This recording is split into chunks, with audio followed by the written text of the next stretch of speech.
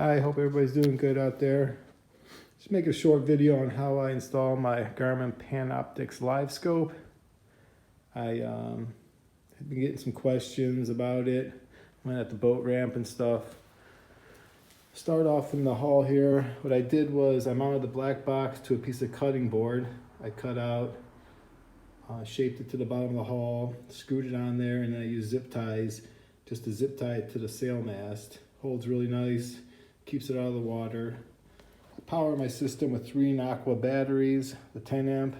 I've had no problem. I wired 2 of them together for the chart plotter. I have one running separate for the black box.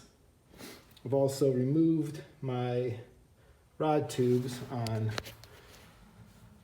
both sides. I installed a switch for the live scope here, so when I'm not using it I can turn it off. Got my Garmin on a ram ball mount. Everything's run through the Hobie clips. Also ran the wires for my Garmin, or for the Panoptix, through the Hobie hole.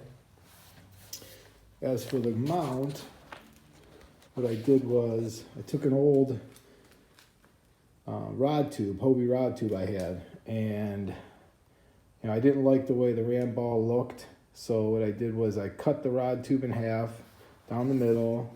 I secured a piece of 1.5 inch, 2.5 inch pipe to it.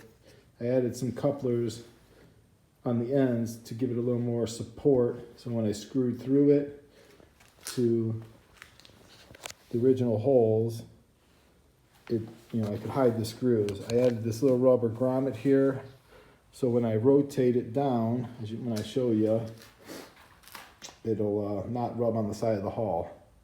Also put a knob on top here, just a Home Depot cheap knob. I did buy the Garmin perspective mode mount, and I secured that to a piece of aluminum 1-inch bar which I had left over from my boondocks that came. Fit really secure in there. I added a pin so I could remove the transducer if I ever have to, if I don't want to have this hanging outside my boat, I can stow it inside the boat here real easily. So what happens is now when you lower your Panoptix down, it stays really tight to the side of the boat, and that's what I wanted. I didn't want it to be hanging really far off, so I didn't like the when the other ones I was looking at and trying to make, I was kind of debating on what I wanted to do, but this way it holds really tight to the side. Everything lines up really good. It's really secure, and you could turn it 360. I had to leave a little slack at the bottom there for when I rotate it into perspective mode.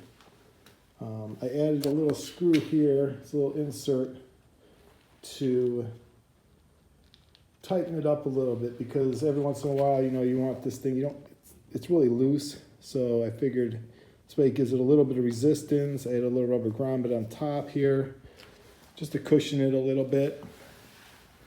It hangs down below the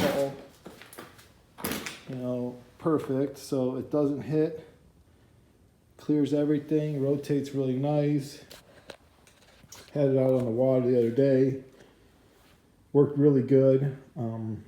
Had no problems with it, other than the fact it was really loose, spinning wise. It wanted to spin around circles.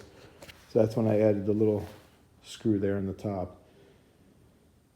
Just the way I did it, was kind of just messing around. Had some extra parts. Really didn't, I didn't do a how-to video or anything like that, but figured I'd show everybody. I ran the wires down the side here. I secured them with little Velcro strips. It works really well. Stoves really nice. When you want to flip it up, you're coming in. You know, you flip it just like a normal Hobie. Pull it out, rotate it up. Sorry, I'm one-handed here. Rotate it up. I spin the transducer around, put it right there, and then clip it back in. Turns out really nice, lays there really nice, secured. I've had no problems with that so far. We'll see what happens, you know, over the course of the year with it. But that's the way I did mine. Hope this helps out everybody out there. You know, everybody's got their own way to do things. I just like my stuff a little bit cleaner, a little easier, a little less fuss. You know, that's basically why I did it like I did. Once again, there's it up. You know, we can leave it like that. Clip it here. Flip it. Goes right down. Back into position. I also drilled out the hole here though. One thing I did do. So if I ever have to come in and click, I just want to roll it instead of loosening it up. You know, that was a fear I had that if I come in shallow and, you know, I didn't want to worry about, you know, having to loosen that bottom nut. But worked out pretty good. You know, hope you guys can use some of this info and put it toward your build. Thanks for watching. If you guys need anything, let me know. Thanks. Bye.